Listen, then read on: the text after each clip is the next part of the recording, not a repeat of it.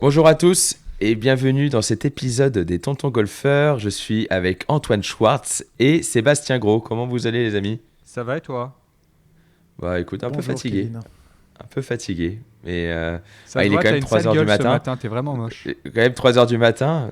Mais je pense surtout c'est que l'épisode dont on va parler, encore une fois, va pas forcément vous intéresser vous, va intéresser nos auditeurs, mais j'ai l'impression que Sébastien et Kevin, de toute façon, comme vous le dites sur tous les réseaux sociaux et comme vous me le dites tout le monde, tout le temps, le putting c'est quoi ? Bah, c'est de la chance. Voilà, super. C'est de la chance et du coup, ce qu'on va faire, c'est qu'on te lance sur l'épisode et puis on revient, on revient pour les sponsors à la fin. On va prendre un café et on va aller taper des drives avec Kevin. Ça ne m'étonne point, mes amis. Bon, avant tout ça, un grand merci à Wally Clubmaker pour son soutien sur les tontons. Un grand merci pour tout le travail qu'ils font pour nous, pour le développement des tontons. Et puis, vous pouvez bien évidemment aller les retrouver pour faire les fittings, vous équiper pour toute cette belle saison golfique qui s'annonce. Un grand merci aussi à Golf Planet, notre partenaire 100% gratuit et 100% digital. Vous pouvez télécharger l'application gratuitement et toujours être au courant de toutes les informations golfiques françaises et internationales, et vous abonner aussi à la newsletter que vous recevrez tous les lundis. Et merci beaucoup également à Callaway Odyssey, présent depuis le début de notre aventure. N'hésitez pas à retrouver l'intégralité de leur gamme sur leur site internet ou dans vos magasins favoris, surtout avec les meilleurs putters pour bien putter. Il vous faut un Odyssey à tout prix, voyons. Antoine, Bon, on te souhaite alors, un très bon épisode. On s'en va avec Kevin. Exactement. Alors, mon numéro de téléphone pour prendre des cours de putting, 06 09 10 09 80, antoineschwartz.pro@gmail.com. Vous trouverez l'intégralité des tarifs sur mon site internet et bien évidemment en me contactant directement sur mon Instagram. Merci beaucoup. Au revoir. Non, bien évidemment, on va faire une espèce de petite piqûre de rappel un petit peu avant quand même de ce qu'on a pu déjà dire dans les tontons golfeurs sur le putting. On a, vous me dites si je me trompe, mais on a fait l'épisode 5, épisode 24. Non, 22. 22, donc 5, 22, 34 et 44, ça doit Avec être ça. le numéro complémentaire qui va être du coup ce nouvel épisode des tontons Ce golfeurs. nouvel épisode. Donc bien évidemment, il y a déjà beaucoup d'informations sur la technique du putting, sur la lecture des lignes. Je me souviens plus forcément Sur du le reste. dosage. Ouais. Le dosage, important. Et là, par contre, c'est un épisode qu'on va essayer de beaucoup plus tourner vers l'entraînement du putting. Comment réussir justement à, une fois qu'on sait, qu'on connaît un peu mieux la mécanique, une fois qu'on connaît un peu mieux la lecture de ligne, le dosage, et du coup, comment réussir vraiment à mettre ça en vie sur un putting green, qu'on ait 10 minutes, 30 minutes ou 3 fois 3 heures par semaine pour s'entraîner. C'est le plus gros problème, hein, je pense, à ce jeu, c'est qu'évidemment, à part aller faire des putts comme ça à l'arrache sur le putting green ou on chauffe avec un ami pour faire un petit 9 trous de putting. En fait, on ne sait pas trop quoi faire, et c'est là où je trouve où le métier d'Antoine, qui s'est spécialisé dans le putting, il a apporté beaucoup de choses. Au final, on côtoie beaucoup d'élèves en commun, beaucoup de choses, parce qu'il les a aidés au-delà de la technique du putting qui est pour le coup hyper facile. Au-delà de la technique, c'est vrai qu'il leur a amené une structure d'entraînement. Et c'est ça qui fait progresser les gens. Évidemment, les premières séances, Antoine vous le dira, mais il gère la technique, il y a de la mécanique à mettre en place, il y a des changements de putter parfois parce qu'on a beaucoup de personnes ont des putters qui ne sont pas adaptés.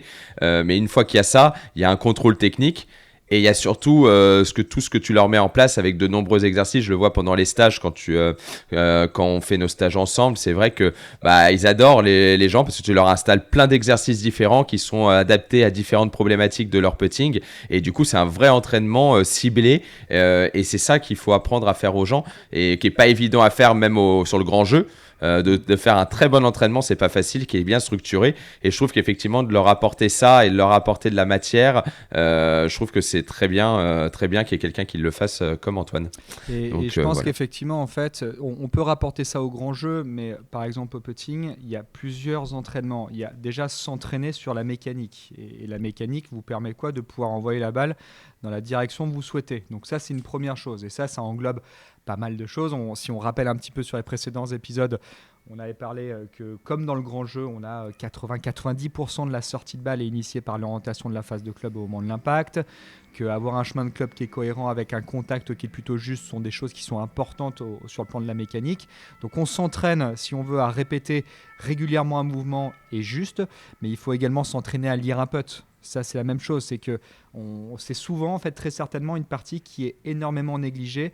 Là, il y a quelques jours, j'étais avec la fédération. Il y avait notamment Greg Avray, Gladys Nocera, et on est en train de développer un petit carnet autour du putting pour pouvoir, en fait, aider l'ensemble des écoles de golf, mais aussi le haut niveau, les exigences que ça a apporté. Et j'ai soulevé un point qui était important, c'est qu'on s'entraîne sur nos outils pédagogiques pour faire en sorte à ce que la balle sorte dans la bonne direction, mais on ne s'entraîne pas à lire un putt. Et donc ça, c'est une chose qui est vraiment problématique, parce que vous avez beau putter dans la direction que vous souhaitez, mais au bout d'un moment, si vous n'êtes pas capable de comprendre tout ce qui est autour de la lecture d'un putt, on va avoir la difficulté. Donc il y a s'entraîner sur la mécanique, s'entraîner sur la lecture d'un putt, s'entraîner aussi à bien gérer les dosages, les vitesses. C'est des compartiments en fait qui sont importants. Et je te coupe, tu peux bien lire et pas savoir t'aligner aussi sur ce que tu veux. Donc c'est vrai que c'est plein de petits éléments qui, s'il y en a un qui saute, en fait ça marche pas. Si t'as pas la bonne mécanique, c'est compliqué. Si t'as la bonne vitesse, elle peut, si même elle va pas jusqu'au trou, elle a aucune chance de rentrer. Si t'as pas la bonne lecture, c'est compliqué. Et si en plus t'as fait tout ça et que tu t'alignes mal, c'est compliqué aussi. Donc c'est vrai qu'il y a tous ces facteurs-là qu'il faut arriver en fait à séparer et structurer l'entraînement. Et c'est ça qu'aujourd'hui on va essayer de vous apporter, surtout avec Antoine qui va nous donner des exercices et des façons de structurer un entraînement. On va parler aussi bien d'un entraînement, on va dire, où il n'y a pas d'échéance derrière, où c'est vraiment une routine d'entraînement. Et on parlera aussi d'un échauffement, on va dire, un peu plus spécifique pour un tournoi, avant une partie, qu'on va considérer comme une partie où vous voulez quand même mettre en œuvre un résultat et un scoring. Et on pourra peut-être aussi aborder les jours précédents pour les personnes qui font des grands prix ou qui préparent un peu plus leur compétition. Qu'est-ce qu'on peut faire à la reconnaissance, la veille, etc. D'intéressant en termes d'entraînement. Donc un peu toutes les phases d'entraînement possibles, que ça soit avec aucune échéance derrière, le jour de l'échéance et un tout petit peu en amont. Voilà, exactement. Alors, on va pas trop développer, comme on disait, autour de la mécanique et tout, mais je rappelle quelques points fondamentaux qui vont aussi se rapprocher par rapport au grand jeu. C'est d'avoir déjà une bonne posture. Il faut être vigilant parce que la posture au putting est un peu différente de la posture du grand jeu. On va mettre des angles qui sont un peu différents. Donc ça, c'est important. Pour ça, n'hésitez pas à aller écouter les épisodes précédents que l'on a fait où on a développé un petit peu plus sur ces parties-là. Il y a tout ce qui est notion de grip, tout ce qui est notion d'alignement. Vous avez différents outils pédagogiques qui vous permettent de vous tester sur la sortie de balle notamment. On avait parlé d'outils pédagogiques qui ont été créés, développés par Wellputt. Ça, n'hésitez pas aussi à voir un petit peu ce qui se fait. Le plus important dans cette partie-là, c'est de pouvoir travailler votre sortie de balle. D'accord ? À partir du moment où vous avez commencé à travailler votre mécanique, c'est là où on va commencer à rentrer un petit peu plus dans le vif du sujet, comme je disais, qui est structurer une séance d'entraînement. Quoi qu'il arrive, cette séance, elle doit se diviser en deux parties. Il y a une partie qui va être axée sur la répétition mécanique. Donc, qu'est-ce que je fais ? Je travaille ma sortie de balle. Et ça, ce n'est pas uniquement pour les professionnels. C'est pour les amateurs, que vous soyez un bon amateur, un amateur de niveau moyen ou même un débutant. Débutant, on sera peut-être un peu moins dans un outil pédagogique, mais ce que je veux vraiment que vous compreniez, c'est que vous pouvez regarder sur Internet. L'avantage, c'est qu'il y a parfois des conneries qui sont dites sur le plan de la technique, la mécanique, il faut être vigilant. Mais en revanche, pour pouvoir trouver des outils pédagogiques qui vous permettent de travailler de la sortie de balle, vous pouvez aller sur les sites Internet et regarder, il y en a plein. De préférence Wellputt, autant faire marcher une société française, c'est toujours intéressant. À partir du moment où vous avez votre outil pédagogique, vous commencez à travailler votre sortie de balle et là, vous commencez à vous entraîner à voir si effectivement votre balle, quand vous travaillez cette sortie, a tendance à toucher un peu à droite, un peu à gauche. Si par exemple, je parle d'un tapis de putting qui s'appelle le Wellstroke chez Wellputt, si vous commencez à toucher votre tee à droite, le tee à gauche régulièrement, oui, effectivement, là, il y a un travail mécanique qui est à faire. Mais vous pouvez toujours ajuster, si vous voulez, ce travail de sortie de balle en fonction de votre niveau. Donc ça, c'est une première partie. La deuxième partie, ensuite qu'on va... Ça me permet juste de rebondir, sachant qu'on n'est pas... Même si c'est très bien de faire travailler les entreprises qui créent des outils pédagogiques, et encore plus si elles sont françaises, pour ceux qui ne veulent pas investir dans ce genre de choses, c'est très possible aussi à faire avec simplement des tees. Oui. Sur un putt qui est tout droit, on met un tee de référence, donc c'est là où à peu près on mettra la balle tout le temps, et puis un pied devant, une trentaine de centimètres devant, vous posez une balle, vous mettez des tees de chaque côté de la balle, ou si pour vous c'est trop exigeant, vous laissez un peu plus d'espace de chaque côté de la balle que 1 ou 2 mm, et en fait vous essayez de passer au travers des tees. Et si vous avez même pas de tee, un truc que je trouve pas si mal en fait pour vérifier justement la sortie de balle, c'est de se mettre sur un putt d'1,20 m tout droit, et en fait de juste essayer de faire la balle rentrer la balle tout droite dans le trou, dans le plein centre du trou. Et si à 1,20 m vous êtes capable de l'envoyer plein centre du trou, il y a des chances, vu que vous vous alignez pour et que le putt est tout droit, quand même que la face de club elle arrive au bon endroit et que la balle elle sorte au bon endroit. Ouais, j'aimais bien, moi, c'était, tu sais, avec les crêtes de chantier, là, tu sais, Ouais, les, le fil de maçon. ouais, le fil de maçon, Exactement. de trouver un putt sensiblement droit, on prend le milieu du trou et on soulève pour que la ficelle fasse un grand trait de craie. Donc, on va dire rester sur des putts assez courts quand même, entre 1, 2, 3 mètres maximum.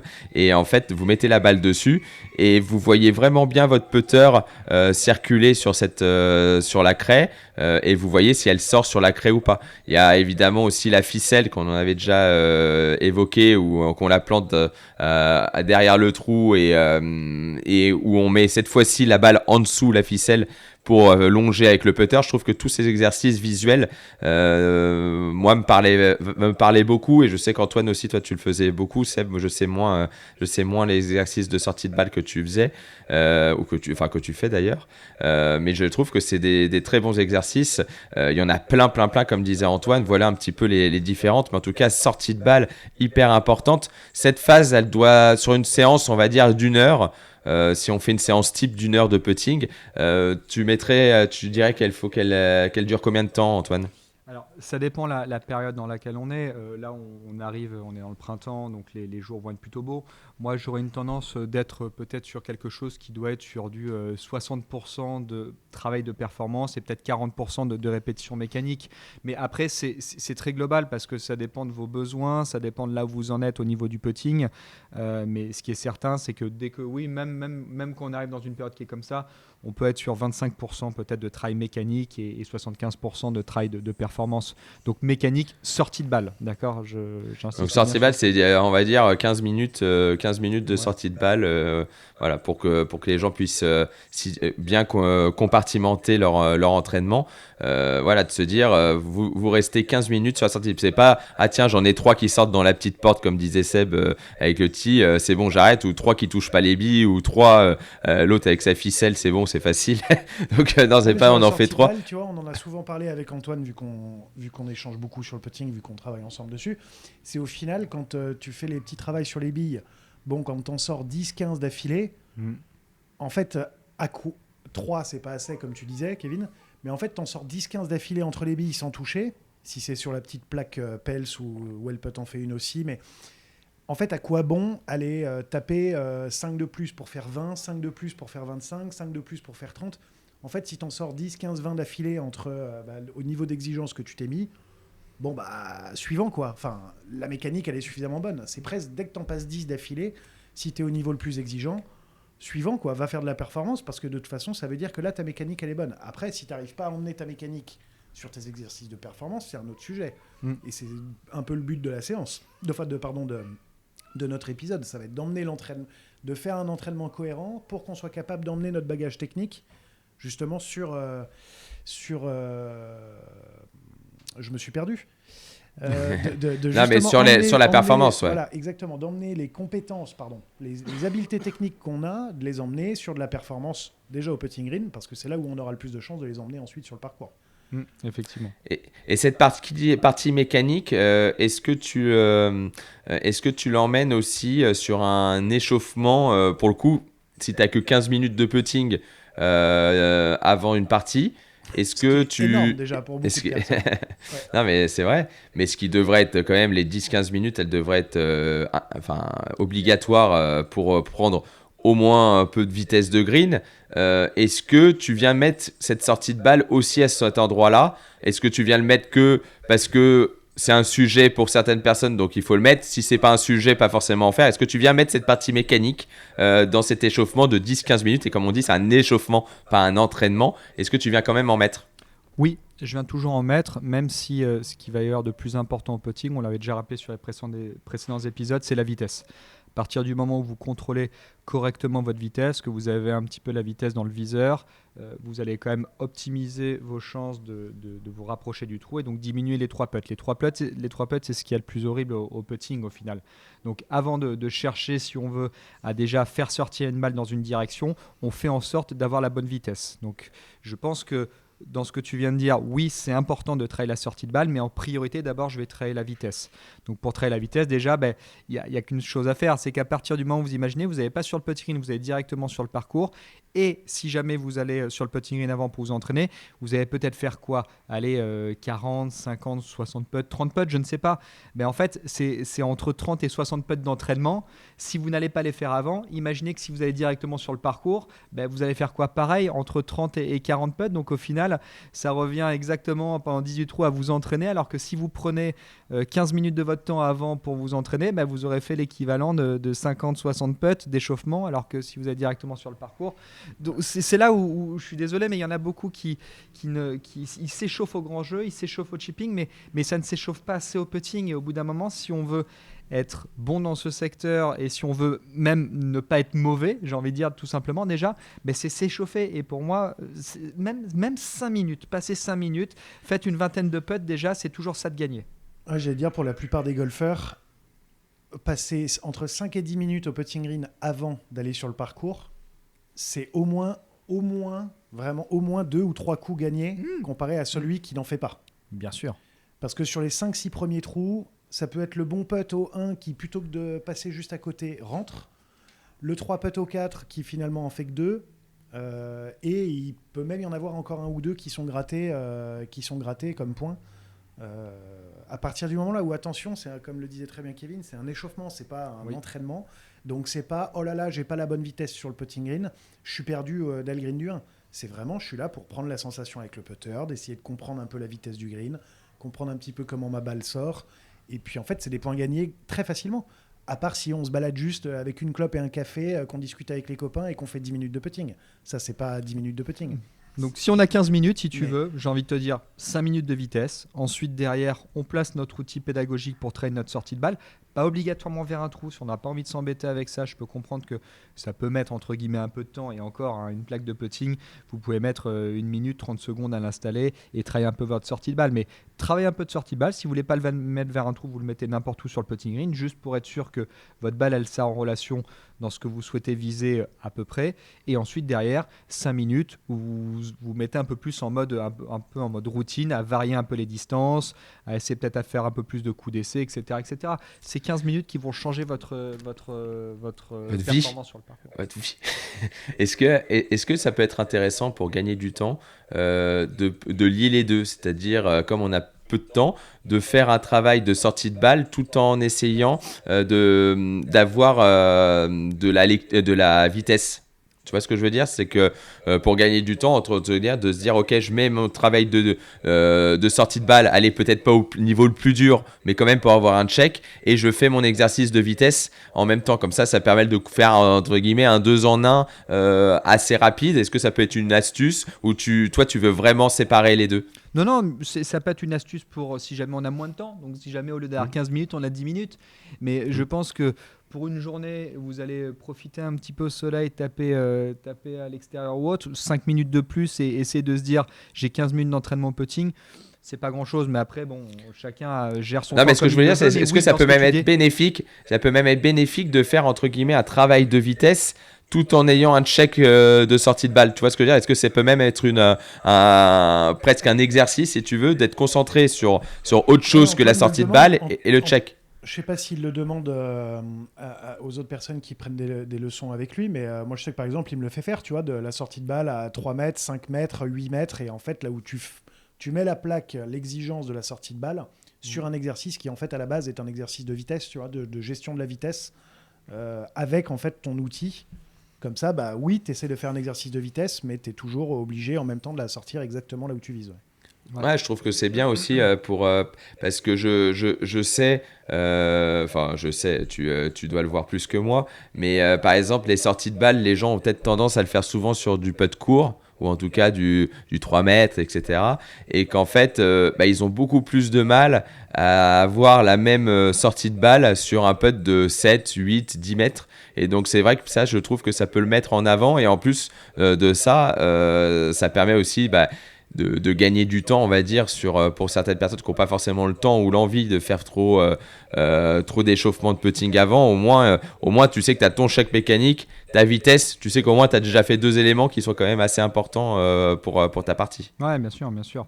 Après, ça je suis complètement d'accord. Donc ça, c'est important de pouvoir varier la sortie de balle avec les vitesses. Donc ça, c'est top. Après, là, on est dans l'échauffement. Donc c'était important de faire une petite aparté sur ça. Est-ce qu'on revient du coup un peu sur la partie entraînement, j'ai envie de dire, parce qu'on a fait... C'est le but de l'épisode, Ouais. donc avec plaisir. Ouais. Très bien, voilà.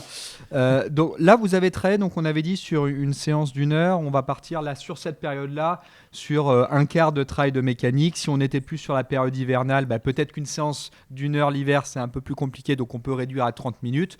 Et là, par contre, on peut être sur du 50-50 en termes de timing, ça c'est important.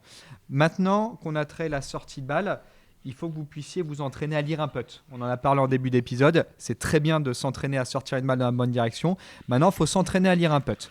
Je vais vous donner une statistique qui va être assez intéressante, qui est une statistique que je juge personnelle. Il n'y a pas forcément de chiffres qui sortent par rapport à ça, mais je juge que 90% des amateurs ont tendance à sous-penter, à ne pas prendre assez de pente par rapport à ce qu'ils estiment juste.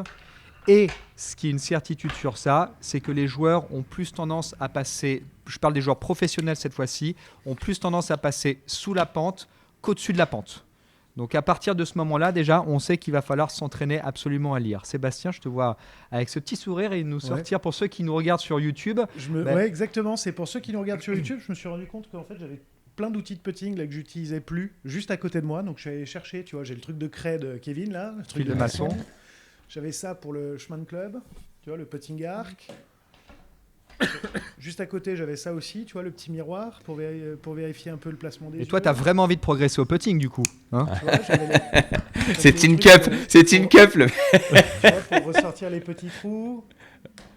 Magnifique. De Pels, tu vois, que j'utilise en indoor, celle-là. Tu vois, donc j'étais content. C'était ma petite connerie. Non, c'est pas une connerie, c'est très bien, c'est très bien. Donc là, j'encourage tout le monde à aller regarder sur YouTube ces outils que tu viens de nous montrer, parce qu'effectivement, ils sont indispensables, j'ai envie de dire. Ils sont pas indispensables, mais en fait... utilise tout le temps, en fait. C'est celui-là qu'on utilise tout le temps, toi et moi. Là, pour moi, c'est vraiment la sortie de balle, pour gérer la sortie de balle, quoi. Ouais, je sais pas si je peux dire ils sont indispensables, mais en tout cas, ils vont forcément vous aider à progresser. Ça, c'est une certitude. Ils vont pas vous faire régresser. Ils vont vous permettre d'obtenir beaucoup plus facilement du feedback sur ce que vous faites. Mais tu sais que c'est pas évident, hein. Moi, j'ai des élèves qui parfois ont de bonne volonté, ont acheté des outils comme ceux que tu viens de montrer, et en fait les utilisent mal ou ne savent pas pourquoi telle chose sert à quoi, etc. Notamment, par exemple, le miroir. Parfois, ils achètent la plaque, tu sais, pour la sortie de balle.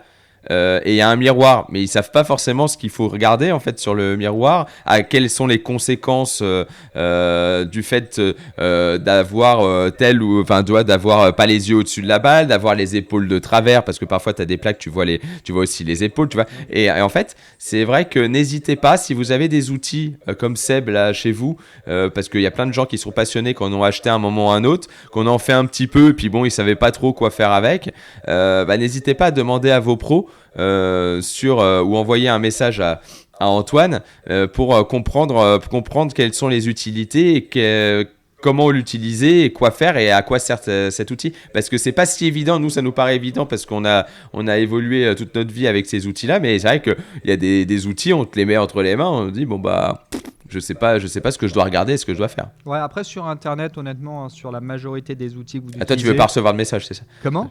Non, Tu veux pas recevoir. non, mais Il y a rien déjà, Antoine. avec grand plaisir pour recevoir sur Internet, mais je veux aussi, tu vois, créer de la facilité pour nos auditeurs et comprendre que, encore une fois, je l'ai dit en début d'épisode, sur la technique, soyez vigilants sur ce qui se dit parce que la technique s'adapte vraiment en fonction de chaque personne. Mais par contre, l'utilité d'un outil pédagogique, bon, ben ça, il est un peu universel et on va vous permettre de voir quoi exactement checker sur ça. Donc, On est vraiment des privilégiés, hein, Kevin, parce qu'il est vraiment difficile d'accès, Antoine Schwartz. Ouais, c'est vrai. Ouais, c'est pour ça qu'il vient pas à tous les épisodes non plus. Mais ouais, ça. Donc, à l'entraînement, pardon, j'ai dissipé la foule. Non, donc là, je parlais de s'entraîner à lire un putt. Donc ça, c'est pareil. Vous devez passer sur une séance d'1 heure. Passons, allez, un bon quart d'heure, encore une fois, sur s'entraîner à bien lire un putt. Et pour moi, l'exercice qui va être assez simple et le plus facilement reproductible, c'est de positionner une balle déjà à n'importe quelle distance. Et ensuite, essayez d'imaginer un point de passage, là où vous voulez faire passer votre balle. Donc, vous avez juste 2 tis à prendre. Dans ce cas, je pense que là, il n'y a pas besoin d'aller sur Internet pour en acheter. Vous avez tout ça dans votre sac. Et vous positionnez ces 2 tis de telle sorte à ce que ça puisse former une porte, en fait. Et ça vous aide tout simplement à déjà percevoir si l'endroit où vous imaginez votre balle passer est juste par rapport à ce que vous voulez faire.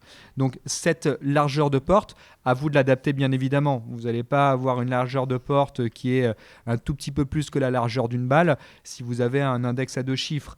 Donc vous pouvez plus ou moins déjà vous amuser sur ça et n'hésitez pas au départ à avoir quelque chose de plutôt large. Ensuite vous allez rétrécir au fur et à mesure. Mais ça... Ouais, bon, voilà, c'est bon. Bon, non. Quand tu commences, si tu veux, oui. Mais... Non, de tête de putter, je pense. Sur un putt de 6 mètres, tu vois, je voulais dire, si tu mets à 2 mètres de toi ou à 3 mètres de toi déjà une porte qui fait la largeur de ta tête de putter. Ah oui, j'ai cru que tu avais dit. Ouais, la largeur de putter. Non, pas une longueur de putter. Je l'avais pas. Je sais pas si Kevin avait compris la même chose. Mais... Je comprends pas, je la passe tout le temps. J'avais compris en tout cas, vous étiez pas compris. Donc, et tu justement, tu privilégies, enfin, tu conseilles aux gens de mettre cette porte à quel endroit entre eux et le trou, par exemple, sur un putt de 4 mètres, tu la mets à un endroit particulier. Tu t'obliges justement à changer les points de passage de cette porte, c'est-à-dire parfois tu le mets sur le premier tiers du putt, parfois sur le deuxième, parfois sur le troisième. Est-ce que ils la mettent où ils veulent. Enfin voilà, est-ce que tu peux éclaircir un petit peu ça pour les gens, est-ce qu'il y a un intérêt de moduler en tout cas l'endroit de cette porte? Ouais, il faut moduler. Hein. C'est vrai que si on veut faire simple pour l'instant, pour être dans le plus simple possible, mettons-nous à la moitié de la distance initiale. Vous êtes à 4 mètres, mettez votre porte à 2 mètres. D'accord ? Après, bien évidemment, on va se rendre compte qu'il va y avoir plus de difficultés en fonction de chaque personne. Ce qui est sûr en général, c'est que plus la porte est proche de vous, plus en général ce point de passage se rapproche de votre axe d'alignement. Ce qui est normal, si je prends un putt qui est énormément droite-gauche, si je mets une porte qui va être proche du trou, eh ben forcément mon axe de visée va être beaucoup plus à droite par rapport à ma porte de passage. C'est là où je distingue l'axe de visée et le point de passage.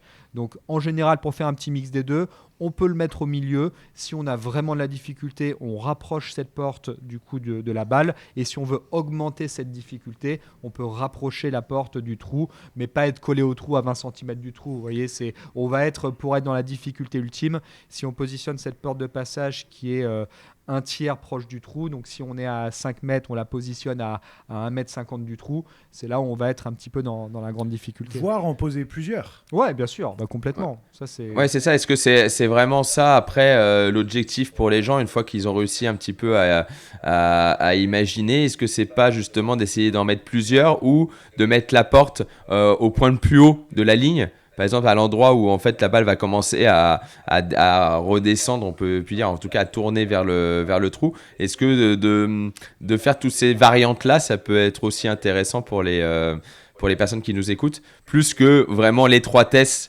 Enfin, je suis pas sûr qu'il y ait un intérêt énorme de mettre une porte de la largeur de la balle à 7 mètres de soi. Je pense que c'est plus intéressant dans l'optique d'améliorer sa lecture, de faire vraiment des portes, plusieurs portes, pour voir si vous avez la bonne courbe en fait en tête de ce que va faire votre balle. Ouais, tout à fait. Sur ça, on est d'accord.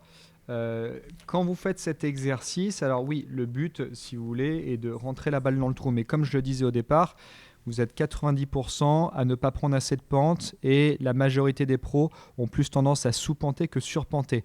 Donc, dans un exercice, par exemple, qui peut être également sympa en termes de lecture, faites-vous, par exemple, un petit 18 trous, j'ai envie de dire, sur votre putting green et prenez toujours des putts où il y a pas mal de pentes. C'est important ça parce que je trouve qu'on fait beaucoup de putts en général où on décide de viser, d'avoir limite parfois des putts droits, mais je suis pas très fan de ça. Et faites en sorte sur les 18 trous à chaque fois de vouloir pas passer, passer au-dessus du trou, mais surtout rester au-dessus du trou. C'est-à-dire que si vous vous retrouvez sur un putt de 6 mètres, avoir un putt de retour, si vous voulez, qui est presque donné, hein, parce que pour moi, à partir du moment où vous commencez à rentrer un putt au-delà de 3 mètres, bon, bien évidemment, en fonction de notre niveau, hein, 3-4 mètres en général, il faut dire que ça reste du bonus. Mais je trouve souvent que les balles sont très courtes du trou sous la pente, pas sous le trou. Et donc, si vous faites des exercices où vous vous obligez systématiquement à ce que la balle s'arrête au-dessus du trou, donc c'est pas passe au-dessus de la pente, mais elle s'arrête au-dessus du trou. Je peux vous assurer déjà que si vous essayez de mettre ça en place sur le parcours, ça va énormément vous aider sur votre qualité de lecture. Donc c'est un exercice qui est simple, mais au lieu de vouloir essayer de rentrer la balle dans le trou, faites en sorte d'arrêter la balle au-dessus du trou, tout simplement. Ouais, d'essayer de l'emmener le plus proche possible derrière le trou en fait. Exactement, tu vois, c'est d'essayer d'avoir cette image de la balle qui arrive à mourir, tu vois, sur un droite-gauche par le côté droit du trou, d'accord ? D'essayer de se dire, c'est que vous pouvez même vous faire un exercice où toute la partie gauche du trou, quand vous êtes sur un droite-gauche, est considérée comme hors limite. Ça, c'est un super exercice aussi. Comme ça vous oblige à prendre beaucoup plus de pente à ce que vous estimez juste et essayer de renverser un peu les standards de ce qui se passe chez les amateurs, à savoir 90% passent sous la pente et donc terminent bien à gauche du trou sur un droite-gauche. Sur un droite-gauche, le but, c'est pas de la mettre 1 mètre à droite du coup. Ça remplit l'exercice, mais ça peut être sur un putt de 4 mètres, on interdit le côté gauche, oui. Si on est sur un droite-gauche, mais par contre, la balle doit forcément être à moins de 30 cm à droite du trou aussi. Oui, c'est pas non plus, du coup, je le mets 2 mètres à droite et c'est bon, j'ai réussi ton exercice, Antoine. Bien sûr, on va être quand même sur quelque chose qui est... Voilà, le but, c'est aussi de se faire un petit 18 trous comme ça. Aussi, c'est de se compter à la fin. Ça, on en parlera après un peu des différents exercices de performance. Mais je veux vraiment soulever ça, que vous ne prenez pas assez de pente par rapport à ce que vous estimez juste. Et il y a d'autres outils pédagogiques qui sont un tout petit peu plus chers, ça, qui vous permettent de le voir. Hein. Vous avez des rampes de lancement avec des lasers qui vous permettent de prendre conscience de la quantité de pente que vous devez prendre. Ça, par exemple, ça m'arrive avec des élèves de faire des séances où on va faire là, sur 1h30, où on va faire 30 minutes quasiment, où on va juste prendre le laser, cette rampe de lancement, et essayer qu'ils se rendent compte de la quantité de pente qu'ils ont à prendre. Et 95% du temps, sur une première séance, mais je peux vous assurer que les gens ne pensent pas qu'il y a autant de pente sur une pente, ou du moins ils n'ont pas conscience de l'endroit où il faut viser. Donc ça, on est au cœur du sujet. Ce qui est pas évident aussi, c'est qu'en fait la quantité de pente change par rapport au relief certes, mais aussi par rapport à la vitesse des greens. Et c'est ça où je pense que les gens se font pas mal avoir parce que s'ils sont habitués entre guillemets à jouer sur des greens plats lents, et qu'après tu les mets sur des greens avec de la pente rapide, forcément ils n'ont jamais imaginé qu'il pouvait y avoir autant de pente. Si même ils ont joué sur des greens lents qui avaient de la pente, quand ils passent sur des greens rapides, il faut prendre beaucoup plus de pente pour le même putt, en fait, pour le même relief. Et ça, donc c'est pas évident. Hein. Ça, c'est pour les golfeurs les plus nomades d'entre nous, mais l'immense majorité des golfeurs jouent tout le temps le même parcours. Donc, sont pas sujets en fait aux différences de green et aux différences de vitesse, mais plutôt en fait à un manque d'expertise dans la lecture de pente. Ouais, mais même sur le même parcours, la Tour de Savanie que tu connais par cœur, j'imagine qu'il y a des périodes dans l'année où ils sont plus ou moins rapides. Par exemple, tu vois qu'ils évoluent même sur ton même parcours. T'as entre guillemets. Mais c'est quand même moindre que tu vois. Oui, non, mais forcément. Ton exemple, c'était des greens plats. Des greens plats et lents, et qu'ils se retrouvaient à jouer des greens rapides. Quand c'est sur le même parcours, tu vas avoir des grosses différences de vitesse, et de tonte et d'état de green si tu viens le mois 1 et que tu reviens que 3 mois après. Mais en fait, quand tu viens régulièrement, il n'y a pas des changements drastiques d'une semaine à l'autre. Mais tu sais que la stat que tu dis là, que enfin, je sais plus ce que tu as dit comme stat d'ailleurs, mais qui est plus. Alors ça, c'est une stat qui est personnelle, que 90% je trouve des amateurs passent sous la pente par rapport à tout ce. Non, je parlais pas de toi, je parlais de Seb. Je parlais sur le fait qu'il dit que la plupart jouent sur le même parcours. Je pense que la stat, elle penche de plus en plus dans l'autre sens d'année en année. J'ai l'impression que les gens, et puis avec des formules, entre guillemets, alors surtout autour de Paris, je ne sais pas si c'est autant le cas, mais j'ai l'impression que les gens, et notamment c'est un sujet... Tu veux qu'on ait le combat province et Paris, c'est ça ? Mais moi je suis de province déjà, donc si tu veux, je me sens... Banlieue parisienne pour les provinciaux, c'est pareil, t'es parisien.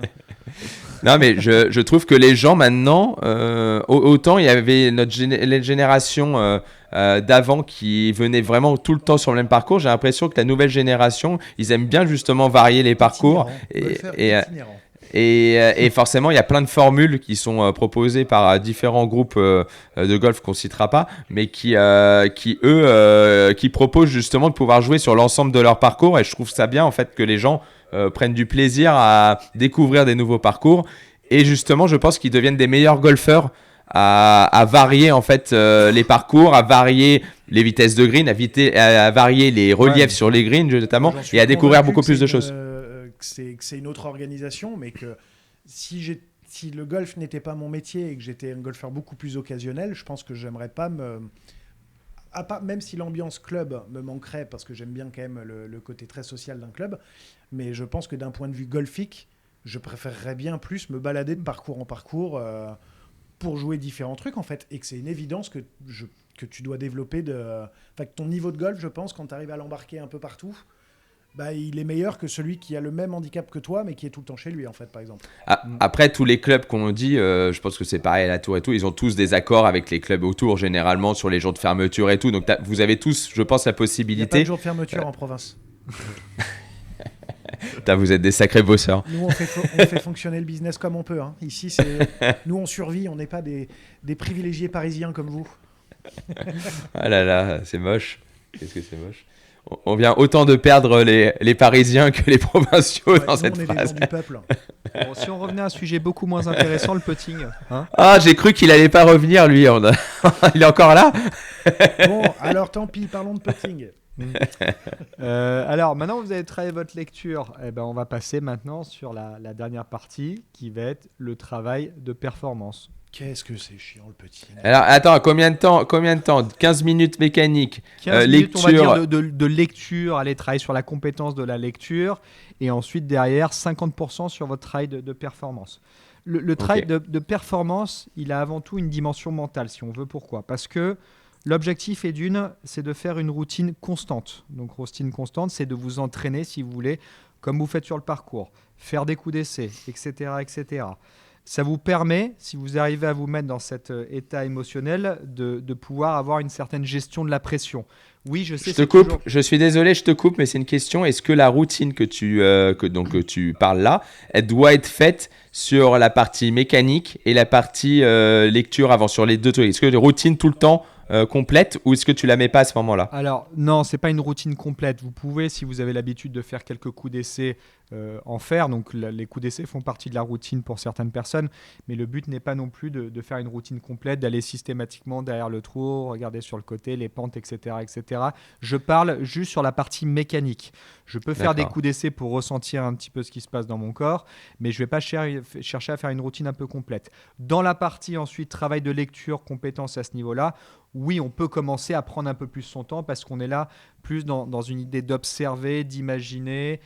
Donc du coup, il faut forcément qu'il y ait un minimum de temps qui soit pris sur la partie lecture. Donc la partie lecture fait partie de la routine. Et là, si on veut, sur la partie performance, on réunit un petit peu les deux. D'accord ? Donc, comme je disais, c'est qu'on essaie de se mettre dans un état émotionnel qui va être proche du parcours, bien évidemment. On ne retrouvera jamais le même état émotionnel à ce niveau-là. Mais le but est vraiment d'être focus sur un process, pas un résultat.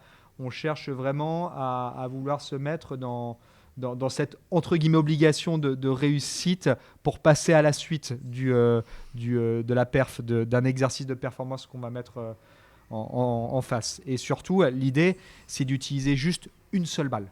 Comme si vous étiez sur le parcours, en fait. Vous utilisez une seule balle pour pouvoir vous mettre le plus proche possible des conditions réelles de jeu. Et ça, ensuite, la mise en place d'un exercice de performance, il faut être vigilant sur le fait que la technique va jouer un rôle majeur pour pouvoir vous aider à envoyer la balle dans la bonne direction, mais il ne faut pas avoir un nombre de pensées techniques monstrueux.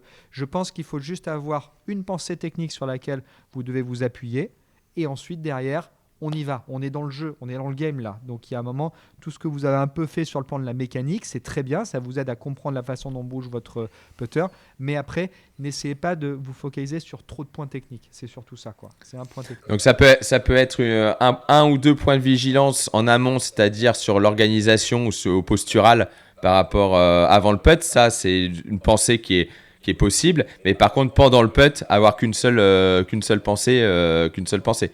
Voilà, exactement. Ouais. Alors, ça dépend de chaque personne, mais je vous rappelle encore une fois que le travail de la vitesse va être extrêmement important et qu'on cherche avant tout, lorsqu'on est en dessous de 3 mètres, de pouvoir essayer de rentrer le plus de putts possible.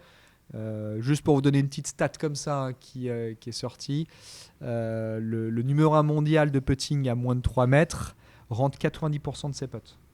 Donc, je parle du numéro 1 mondial actuellement. Sur combien de périodes? C'est qui? C'est Sam Burns? Non, c'est pas Sam Burns, j'ai oublié parce que je regardais. 90% à moins de 3 mètres. Moins de 3 mètres. Oh, Alors, attention, ça, c'est énorme. Et là, il est à l'heure actuelle, en sachant que la moyenne des joueurs professionnels, je dis pas de bêtises, je crois qu'on est à 75%, ce qui est déjà Sachant énorme. que dans les putts de moins de 3 mètres, ça compte les putts de 25 cm. Oui, exactement. Il faut bien se rappeler ça. Donc attention, c'est pas la zone entre 2 et 3 mètres. À 3 mètres, c'est pas entre 2 et 3 mètres, ils sont à 90%. Et c'est c'est depuis le début de l'année ou c'est sur une année entière? Non, c'est sur la saison 2025. Donc je prends sur ça. Non, mais c'est monstrueux. C'était juste pour sortir cette petite stat qui est intéressante. Mais voilà, en dessous de 3 mètres, on essaie de rentrer. Dès que vous êtes au-dessus de, entre 3 et 5 mètres, 6 mètres, si on arrive à en rentrer de temps en temps, pourquoi pas. Mais t'as voulu dire c'est de la chance. Non, mais t'as voulu dire c'est de la chance. Je sais que t'allais. Mais au-dessus de 6 mètres, oui, on va pas se mentir, si vous rentrez un putt, c'est du bonus. Mais je peux vous assurer que si vous avez. Il veut pas le dire le mot. Comment? Non, il veut pas le dire. Il dit bonus. On fera un Bonus, montage. en fait, On fera un montage. Bonus, c'est du latin, ça veut dire. C'était bonus arrêt, et ça veut dire chance. Je vous donnerai mon RIB, vous me ferez un virement et officiellement je pourrai créer un t-shirt. Le putting, c'est de la C'est chatte, toujours elle partait l'argent, toi. systématiquement.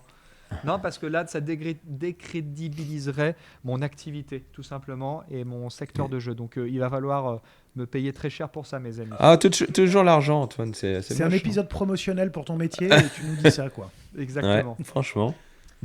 Donc, Et donc si là on résume déjà avant de rentrer sur certains détails et certaines questions qu'on peut avoir, on a 1 heure, on fait à peu près 15 minutes de mécanique, à peu près 15 minutes d'exercice de lecture et ensuite 30 minutes un petit peu de performance en faisant attention à bien faire les routines pour justement se mettre dans un état proche du parcours. C'est à peu près ça le résumé. Exactement. Moi, ce que je vous propose, les gars, c'est qu'on peut essayer de se donner un exercice de performance sur des putts courts, sur des putts intermédiaires et sur des putts longs. Comme ça permet aussi de pouvoir donner quelques idées, sachant que les exercices de perf, il y a une panoplie qui est juste. Bon, on peut en inventer tous les jours, en fait. Exactement, c'est qu'il n'y a pas de. En fait, c'est l'inventivité qui est le seul frein sur ça, parce qu'il n'y a aucun mauvais exercice de performance au final. À partir du moment où vous mettez l'intention, vous mettez la qualité de votre rigueur sur un exercice comme ça, c'est ça le plus important au final. Ça, c'est ce qu'on dit souvent chez les tontons golfeurs, c'est qu'en fait, c'est pas l'exercice qui est important, c'est l'intention et pourquoi on fait cet exercice le plus important. L'exercice le plus con du monde deviendra le meilleur du monde si vous y mettez la bonne intention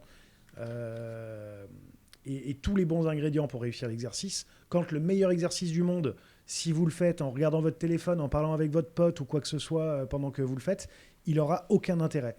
Donc c'est vraiment, vraiment, vraiment pourquoi je fais cet exercice et je me mets dans les conditions, vu que c'est de la performance, le plus proche possible de comment je me sens sur le parcours, comment l'ambiance générale, quoi. Alors, question pour vous. Est-ce que vous pensez qu'un exercice de performance est fait pour être réussi ?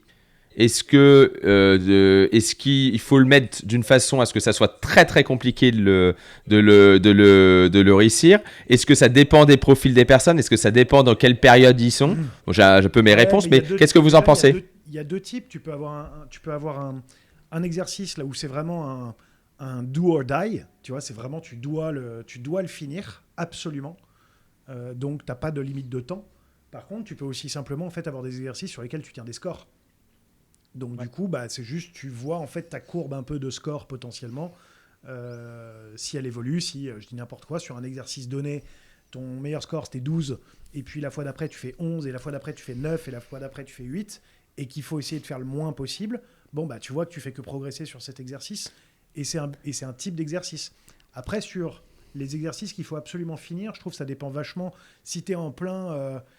je déteste cette expression, mais non, j'allais dire chantier technique, mais si tu es en plein travail technique en début d'hiver sur des mauvais greens, il faut absolument finir pour pouvoir partir du putting green.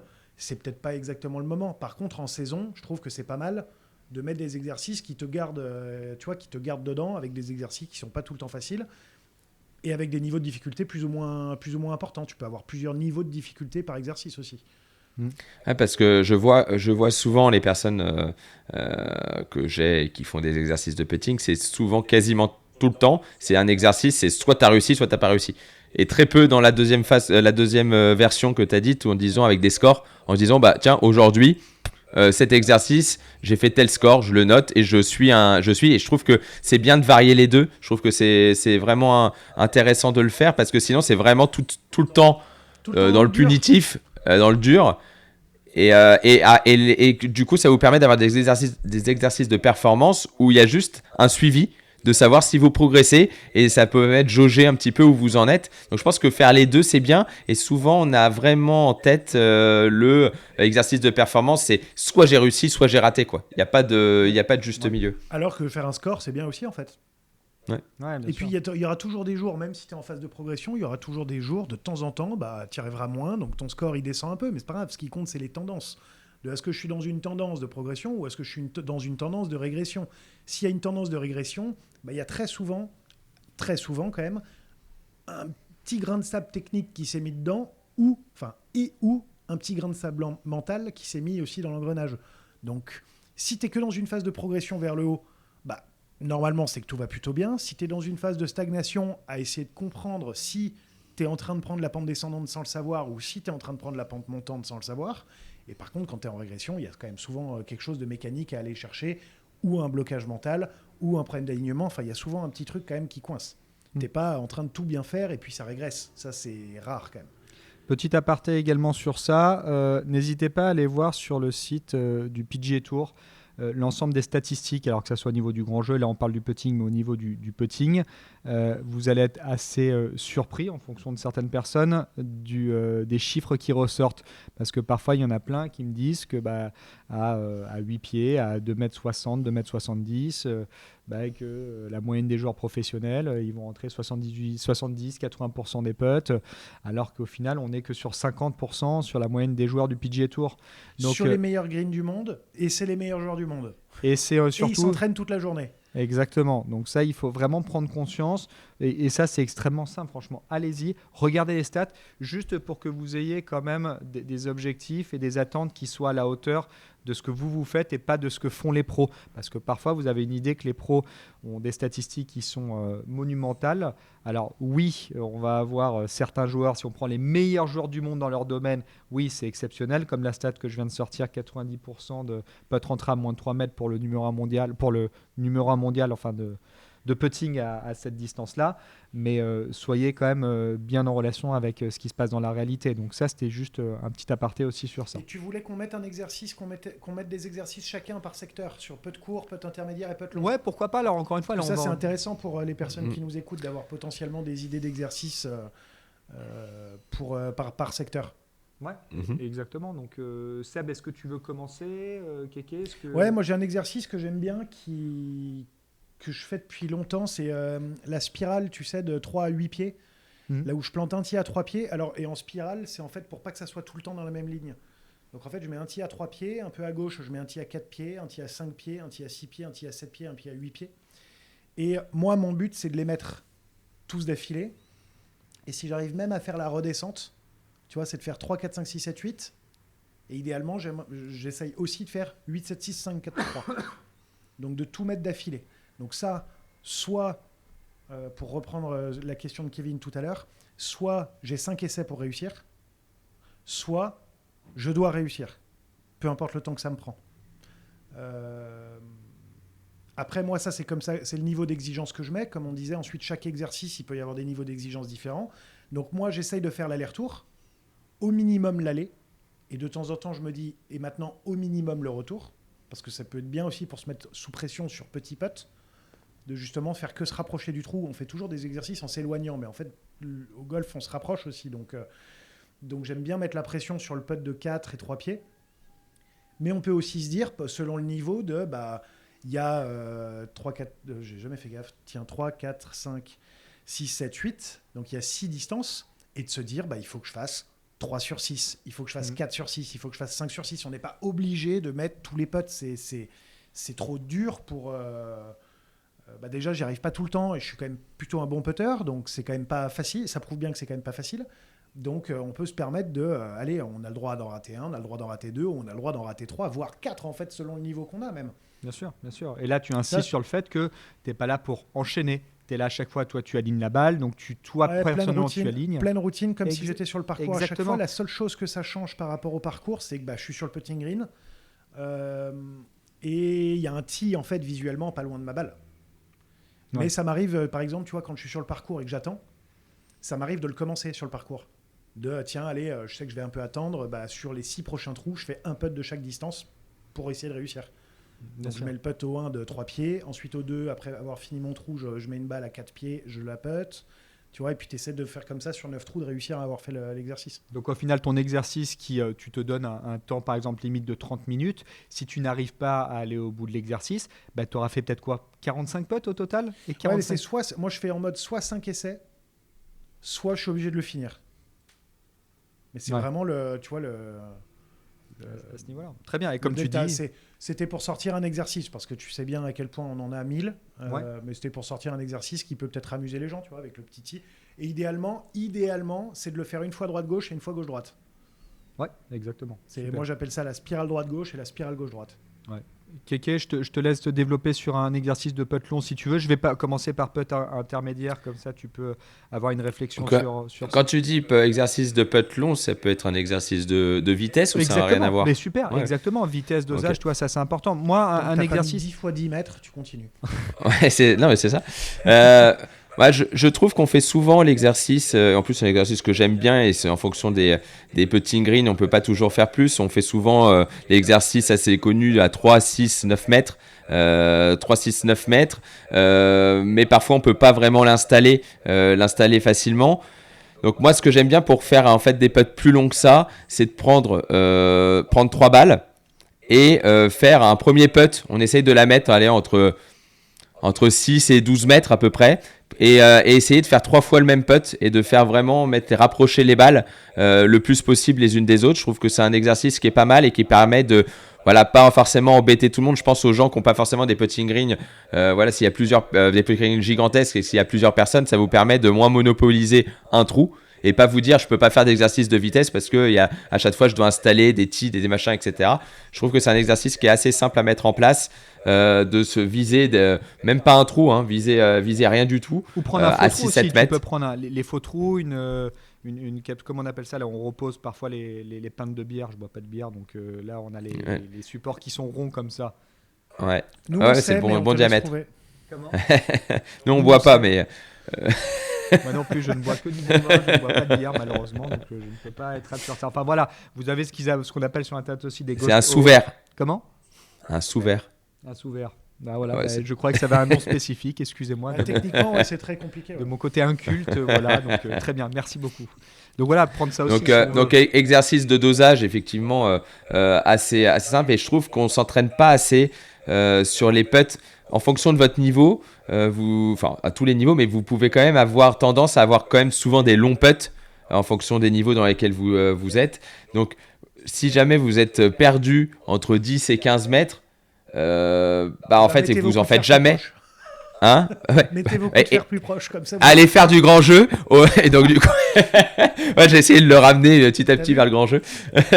Mais non, mais du coup, si vous avez des longs putts, et souvent ça arrive dans la partie, déjà si ces putts là entre 10 et 15 mètres, vous arrivez à pas faire 3 putts, vous gagnez beaucoup de points par rapport déjà à tout le monde, et je trouve que c'est intéressant d'en faire à l'entraînement, parce que vous en faites jamais. Si vous êtes tout le temps entre 3 et 6 mètres, bah, malheureusement, c'est pas hyper représentatif forcément de ce que vous avez fait sur le parcours. Donc, n'hésitez pas à pousser un petit peu vos limites sur le parcours, à l'entraînement, et faire des putts bien plus longs et vous entraîner à en répéter. Ouais, après, on peut essayer pour qu'on puisse avoir un niveau d'exigence et qu'est-ce qu'on considère comme un bon premier putt lorsqu'on est de loin. Chez les pros, on est sur une image à peu près de 8% de la distance initiale. Donc, si on veut grossir un petit peu le truc, disons 10% de la distance initiale. Donc, si vous me mettez à 15 mètres, si vous arrivez à mettre les 3 balles dans un rayon d'1,50 m, c'est plutôt pas mal dans l'ensemble. Ah, c'est bien. Donc, c'est pour ça qu'il faut aussi, encore une fois, vous êtes peut-être 20 ou 30 d'index, ben, pourquoi pas être sur 15% de la distance initiale. Donc, il faut se dire que même pour un pro, quand il est à 15 mètres et qu'il se retrouve du coup à 1 mètre, il reste quand même content de son putt. Il y a un putt de retour derrière et que c'est normal. Donc, il ne faut pas penser qu'on cherche, oui, notre objectif c'est de la mettre donnée, voire dans le trou si c'est bonus comme on l'a dit, mais il faut aussi comprendre que à un certain niveau, même les pros ne vont pas les mettre toutes données. Donc, c'est important de le souligner ça. Et toi, Antoine, dis-nous des exercices que tu aimes bien. Je vais parler d'un exercice sur les putts intermédiaires. Donc là, il vous faut 3 balles sur ça, pareil comme toi, Kéké. Et vous allez commencer par vous positionner. Alors, je vais parler de pied, moi j'aime bien parce que c'est plus simple au niveau du métrage, entre guillemets. Donc, vous allez vous positionner à 8 pieds du trou. Vous avez 3 balles. Le but du jeu, c'est de réussir à en rentrer une sur les 3. Si jamais vous réussissez, vous passez à 10 pieds, mais vous changez de trou. Vous ne restez pas sur le même trou. On change d'environnement à chaque fois. Ça, c'est important. Donc pareil, à 10 pieds, vous avez 3 balles, vous réussissez, vous passez à 12 pieds, vous changez de trou. Si vous échouez à 12 pieds, vous redescendez à 10 pieds. 12 pieds, 14. L'idée, je parle encore une fois d'un index, on va dire, qui sera aux alentours de 10, par exemple, mais c'est de faire cette étape de 8 à 14 pieds. À partir du moment où vous arrivez à 14 pieds et vous arrivez à rentrer l'une des balles à 14 pieds, l'exercice est terminé. Si vous êtes à un niveau qui est un peu meilleur, vous pouvez faire par exemple de 8 à 16 pieds ou à 18 pieds. Encore meilleur. Ou d'enlever une balle. Comment ? Ou d'enlever une balle, par exemple. Ou d'enlever une balle. En général, moi je sais que cet exercice a été fait par Jon Carlson. Et il faisait de 12 à 22 pieds, je ne dis pas de bêtises, avec 3 balles. Mais que si jamais il y avait une balle qui restait courte du trou, c'était automatiquement... on descend du coup sur les 2 pieds précédents. Et si jamais il y avait une balle qui terminait au-delà de 3 pieds du trou, il me semble que c'était exactement la même chose, on redescendait automatiquement. Donc là, on est dans le niveau qui est un peu plus élevé. J'essaye d'être dans plutôt un niveau un peu moyen, on va dire, et d'adapter vis-à-vis de ça. Donc vous voyez, tout ça ensuite s'adapte. J'essaye d'être assez neutre Modéré sur les exercices. Mais vous pouvez, en fonction de votre difficulté, pouvoir adapter ça. Et donc, comme je disais, après, on est toujours dans un système de faire une routine, d'observer, de regarder. Ça, c'est bien, pareil, on peut essayer de se fixer une limite de temps, mais si jamais vous avez aussi un petit peu de temps derrière vous, pourquoi pas essayer de le réussir. Il y a des pros sur des exercices qui restent 1h30. Alors, je peux comprendre, chacun gère son temps comme il le veut, mais ce que je veux dire, c'est que parfois, si vous avez un peu de temps, essayez de vous tester le plus loin possible. Ça vous permet de vous tester émotionnellement, physiquement, qui sont aussi des phases sur lesquelles vous allez vous retrouver sur le parcours. Je peux vous assurer, quand vous êtes sur les 4-5 derniers trous et que vous avez fait 3 heures, 3 heures et demie d'effort déjà, et que vous avez peut-être mal bu, mal mangé, et que physiquement c'est un peu plus compliqué, c'est des exercices qui vous permettent de vous tester sur la durée aussi. Ouais, je pense aussi à toutes les personnes qui nous écoutent, qui parfois ont des blessures ou ont des temps entre guillemets où ils peuvent pas faire beaucoup de grands jeux et qui sont frustrés parce qu'ils adorent ce jeu et qu'ils ont envie de continuer à progresser dans leur golf. En fait, vous pouvez passer ce temps-là au putting green avec ceux qui ont des petites douleurs d'épaule, des petites douleurs aux genoux, des petites douleurs aux poignets. Enfin, il y a plein de choses quand même au putting où c'est moins sollicitant et vous pouvez pas profiter de ces temps temps entre guillemets de repos pour pouvoir pousser ces exercices, progresser et du coup reprendre reprendre votre golf avec un putting qui a vraiment évolué et c'est des phases qui sont intéressantes, surtout que maintenant il commence à faire plutôt beau au moment où on tourne cet épisode, mais aussi quand vous l'écouterez. Donc c'est vraiment important de passer ce temps-là et rien de mieux que le moment où vous pouvez pas faire autre chose dans votre jeu parce qu'on est vite attiré par le practice, ce que je comprends, mais il faut passer du temps au putting. C'est vraiment bien pour le business d'Antoine. Mais en le structurant ce temps, comme on vient de faire cet épisode justement pour ça, en structurant ce temps, parce que malgré tout, moi, ça me fait penser à quelqu'un que j'ai vu là, qui s'était fait opérer de l'épaule il y a quelques temps, justement sur Lyon. Je le voyais du coup très régulièrement au putting green. Et puis je me disais, malheureusement, vu ce qu'il fait, en fait, il y a d'immenses chances qu'à la fin de cette blessure, quand il reprendra le grand jeu, qu'il n'aura pas progressé d'un iota au putting. Parce qu'en fait, il a juste passé du temps sur le putting green, mais aucune structure technique, alors que technique pas du tout au point. Aucun entraînement véritable. En fait, il faisait rouler la balle sur un green, mais il lisait pas les pentes, il gérait pas les vitesses. Il avait 3 balles, mais il apprenait juste des 2 balles d'avant pour réussir un meilleur 3e putt. Mais en fait, du coup, tu crées aucune habileté, tu fais que de la réaction, alors qu'au golf, c'est de l'action vu que tu n'as qu'une balle. Et tu fais que créer de la réaction à la première, elle était un peu forte, la deuxième, elle était un peu courte, et puis là, tu mets la 3e, et puis tu marches, t'es content, t'as mis le putt.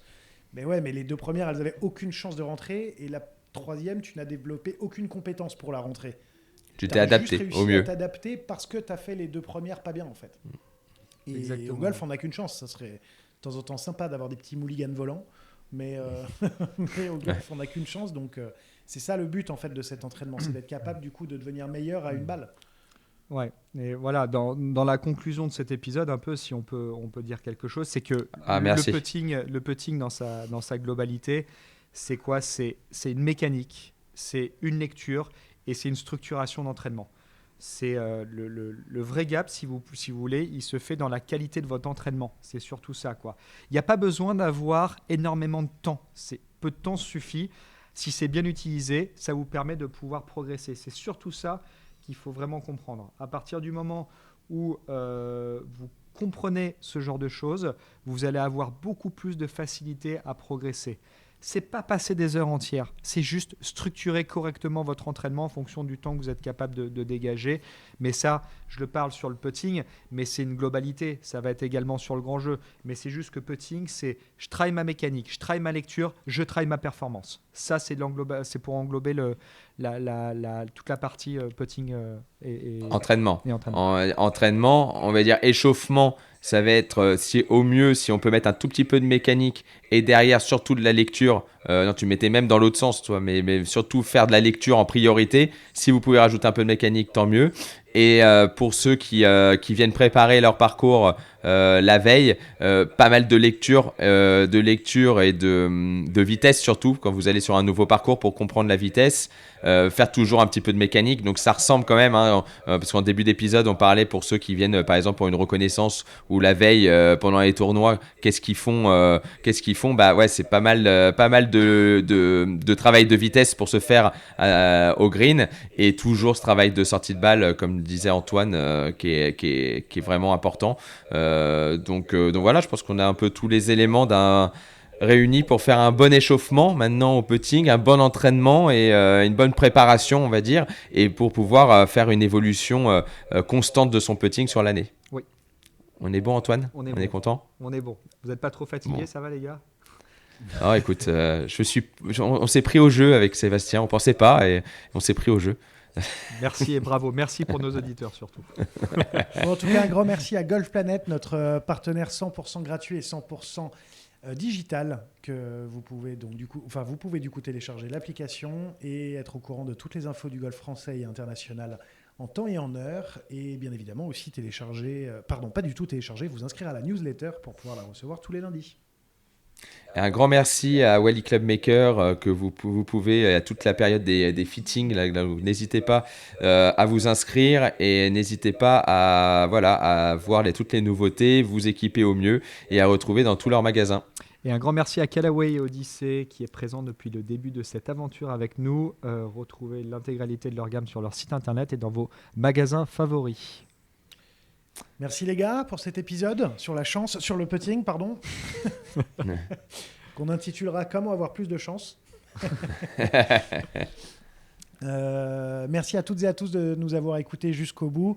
Vous pouvez nous contacter bien évidemment sur toutes les plateformes des réseaux sociaux @lestontongolfeurs. Vous pouvez aussi nous envoyer un mail, on prend toujours le temps de répondre à tout le monde. Donc lestontongolfeurs@gmail.com et n'hésitez pas à partager ou liker ou commenter ou nous mettre des étoiles sur les différentes plateformes d'écoute. Et on se retrouve dans 15 jours pour le prochain épisode des Tontons Golfeurs. Salut les gars. Salut les gars, bon golf à tous.